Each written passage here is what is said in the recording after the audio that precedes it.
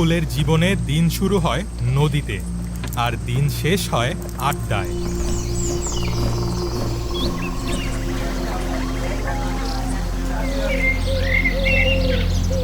গ্রামের এই ছোট্ট চায়ের দোকানটি শুধু দোকান নয়, এ যেন এক অঘোষিত সংসদ। চুলোর ওপর ফুটতে থাকা কালচে কেতলি চায়ের ধোয়ার সাথে মিশে যায় দিনের ক্লান্তি।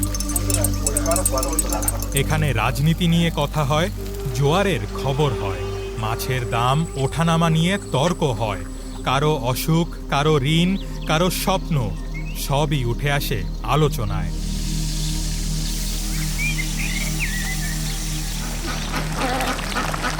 হয়তো তারা ক্ষমতাহীন, কিন্তু আছে মতামত, আছে বেঁচে থাকার জেদ, আছে একসাথে থাকার শক্তি।